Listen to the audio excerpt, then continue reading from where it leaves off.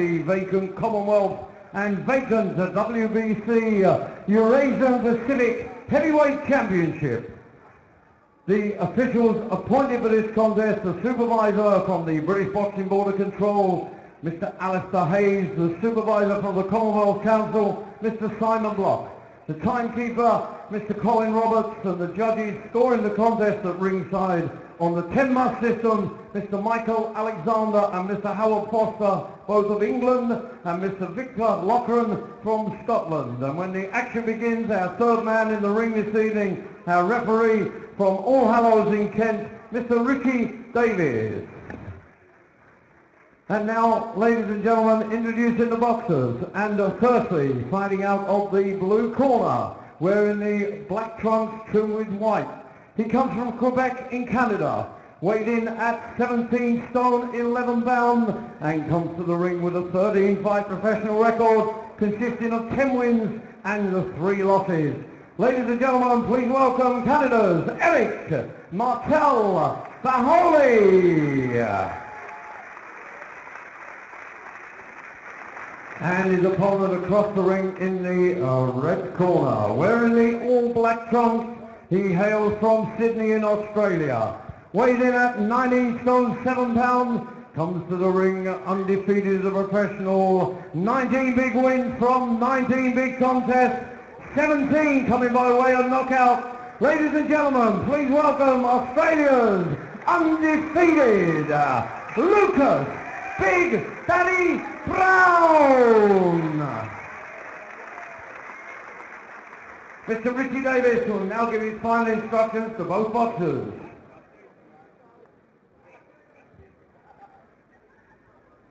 Okay, fellas, you've both had your instructions in the dressing room. You know what I expect of you. Behave yourself, do as you're told, and above all, defend yourselves at all times. God bless you both. Well, bring it round for the vacant Commonwealth and vacant Eurasian Pacific Heavyweight Championship. Two big lads, two very big punters. Lucas Browne beat Richard Towers last November in Hull. 5th round knockout and a spectacular one. And then the following month knocked out Clarence Tillman, again inside 2. As I said, he can be vulnerable, but when he lets that right hand go, it can be an equaliser.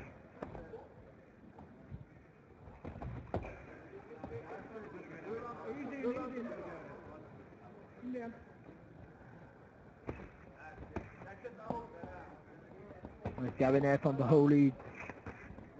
Nice little left hook there as well. Just need to bring that left hand up, and as you said with Browne, with that big dangerous right hand, you don't want to be dragging that left hand low.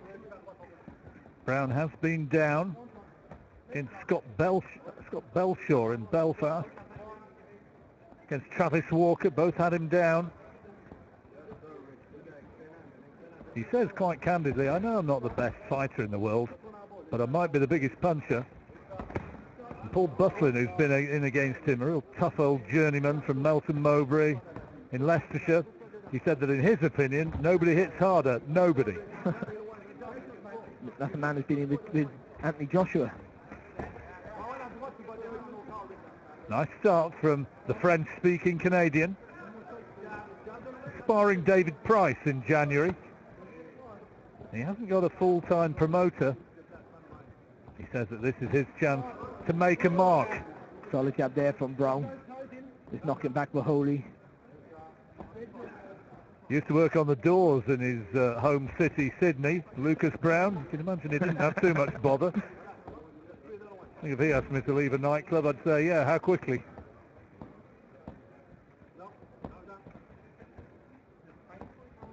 They're not doing too much at the moment, Browne. Well, he's waiting for the Canadian to commit himself, isn't he? Yeah, just got caught square-footed there. Browne put on the back foot on the jab from Bahoeli.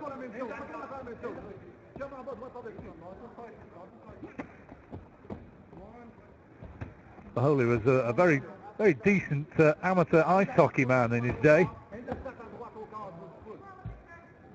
You can see he's athletic. There's a nice little right hand there, left hook over the top. You can see he got athletic, nice little relaxed style. Just worry about that left low hand.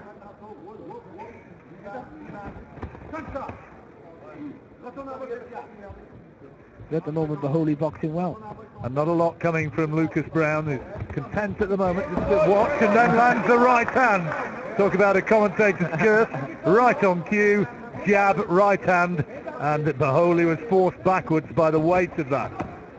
And I guess body shot though. I guess that's why he doesn't throw a lot of punches, because he doesn't need to. He knows when he lands, it's going to have some sort of effect. Big Daddy can certainly whack. Nice jab again from the Canadian. Well, there was one big shot from Lucas Browne and had a couple of meaty looking left hand leads, but for me the more work was from the Canadian. Yeah, it was a clear round for the Canadian Bahoeli for sure. You know, he won that round quite clear. Browne do a lot of stalking, you know, not giving Bahoeli a lot of room to work, trying to maybe wear him out so he can, in the next round or two, can get close enough to hit him with that right hand. So when he did land with that right hand, he put Bahoeli on his heels.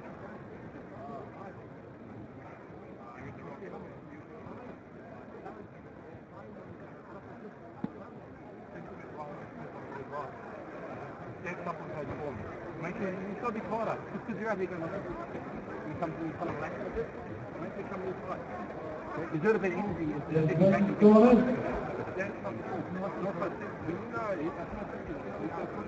Browne's trainer Matt Clark some instruction.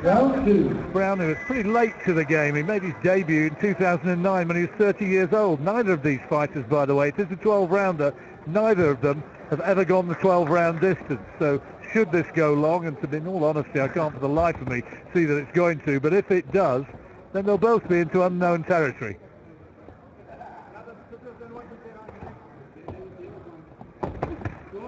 Nice right hand from Martel Bahoeli.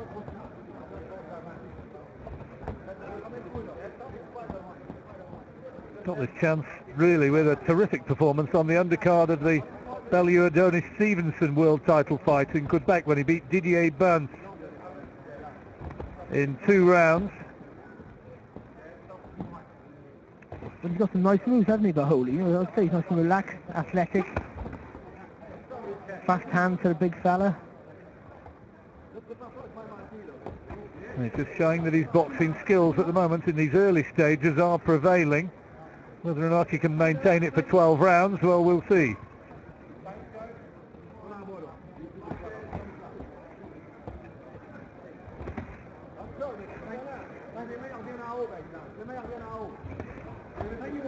Lucas Browne ranked 11th by the WBC, 15th by the IBF, and the same from the WBA, and it's by virtue of that clubbing right hand.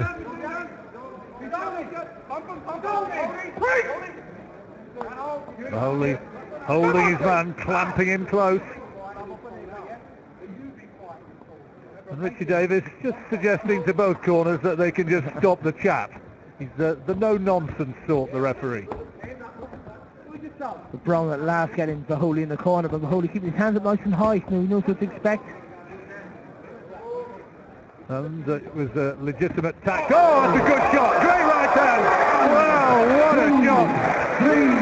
And Browne has found the punch he wants and thrown from distance. I don't think he's going to get up, is he? Well, he does, and steadily. The referee has a close look at him, looks at his corner, and he's got to survive for 45 seconds. And Lucas Browne, having thrown that one big right hand, is now going to go looking for him and looking to finish it here in round 2. What a shot. Oh, tremendous punch. Again, he doesn't throw a lot of punches. He doesn't need to. When he lands with that right hand, it has all sorts of problems for Bahoeli. Well, fair play to Bahoeli. I thought he wasn't going to get up, but he did do. Rose at the count of 8.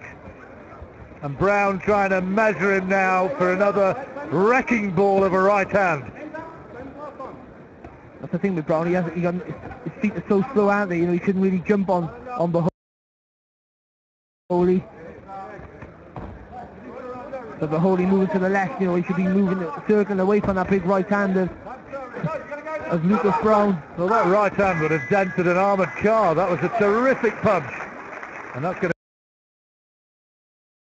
to be a 10-8 round for the Australian. Oh, a tremendous shot. To Bahoeli's credit, tried to stay up, didn't he? Really did. He's trying to find his feet.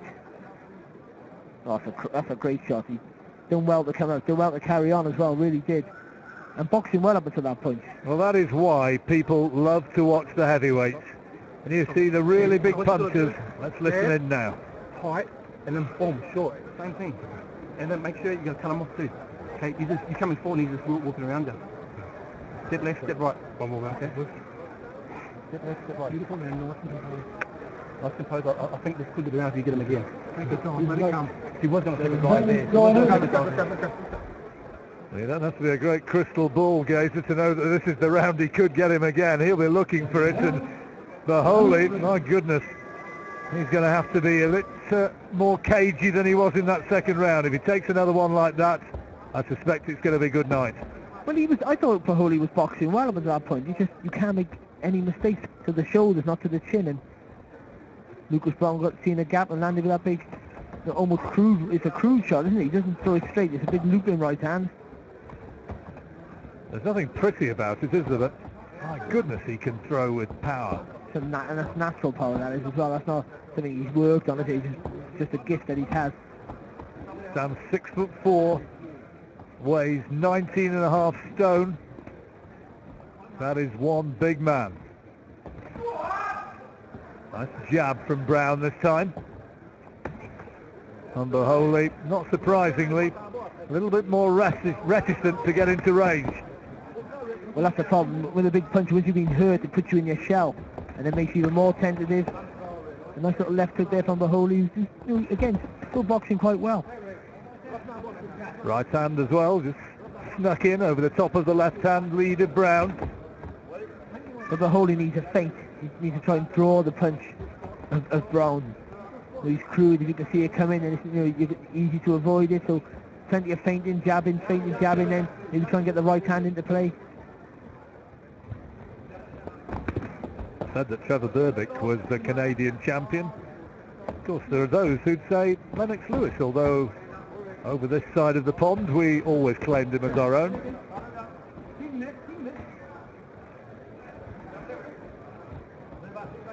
That's it. Bahoeli doesn't want to be in the corner, nowhere near the ropes.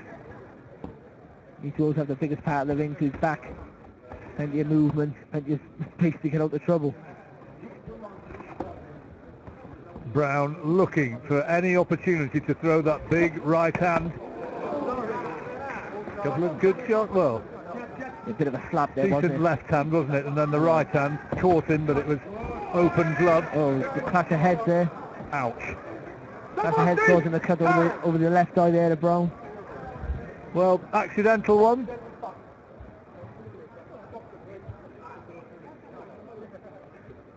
Referee taking him to the corner, and he's wanting the doctor to have a look.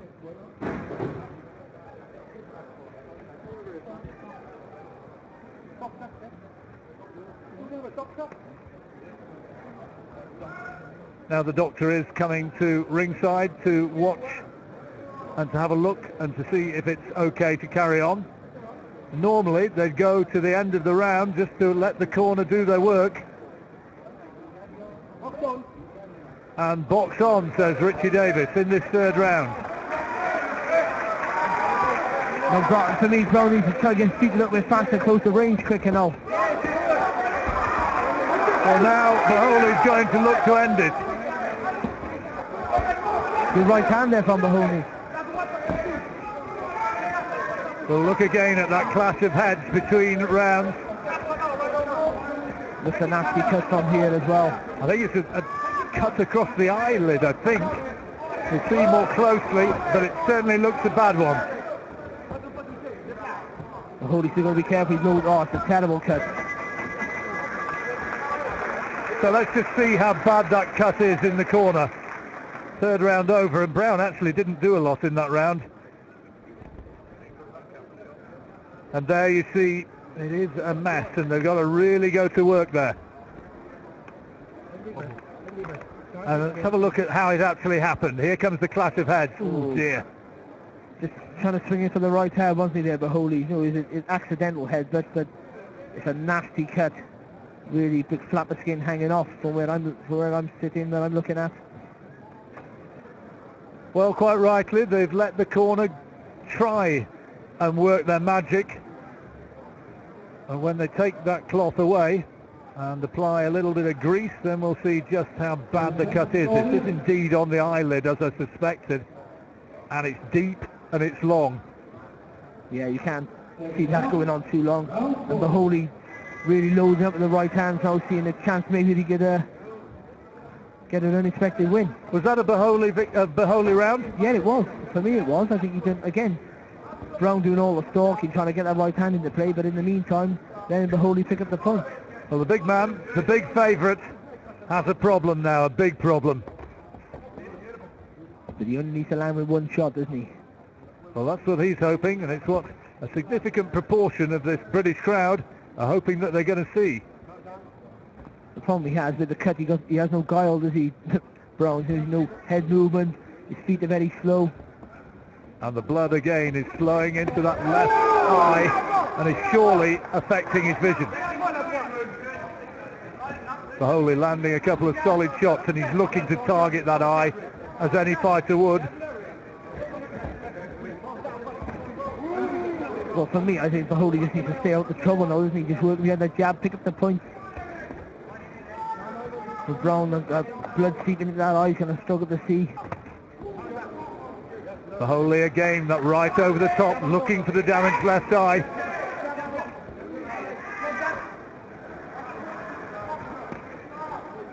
That's the thing with Browne, all the power, and he has tremendous power obviously, but he has no skill set to set anything up, and he can't disguise anything.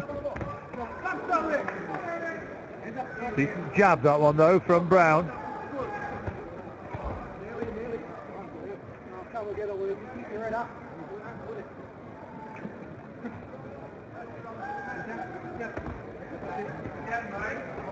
Nice jab there from Browne. And now the referee again is going to let the corner work on the eye, and I suspect he's going to want the doctor to have another look, and here we go. That is an awful cut.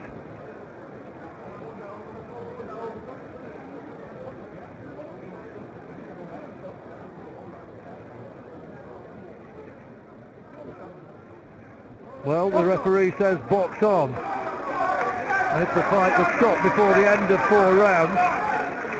And it went to the card. Now, can Browne do something here? He's going for broke, and this is his big gamble. He maybe recognises that he's got to stop his man right here and now. Tremendous exchange, and Browne is absolutely going for broke. Trying to put Bahoeli out of there.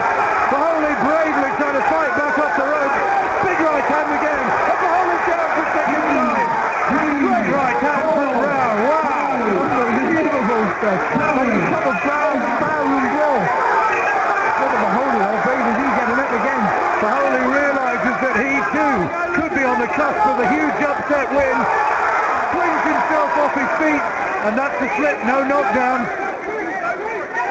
Still unsteady, Bahoeli, from that terrific onslaught from Browne, who wants to finish it in these last 10 seconds or so of a hugely dramatic 4th round.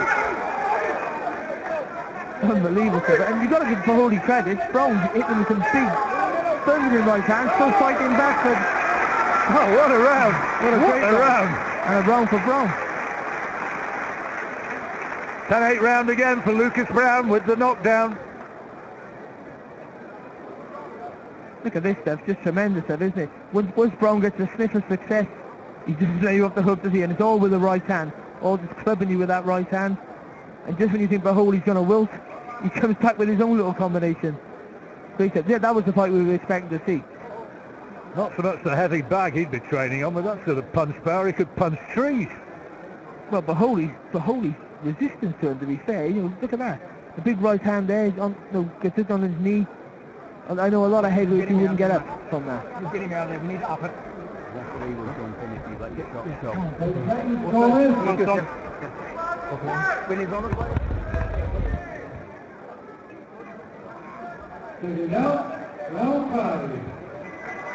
So into the 5th, Browne threw an awful lot into that 4th round. He's breathing very, very heavily on his stool there.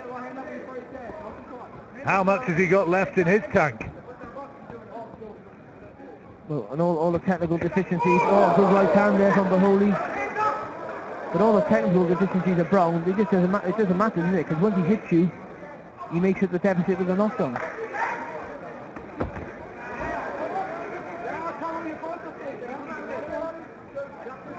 He has bull-like strength. Good work again from Bahoeli, and you heard the theatrical oohs and ahs from the Canadian corner. Yeah, I've been impressed with Bahoeli, really have. You know, he's got some good skills, good resistance as well, and you know, fights back when he's under pressure.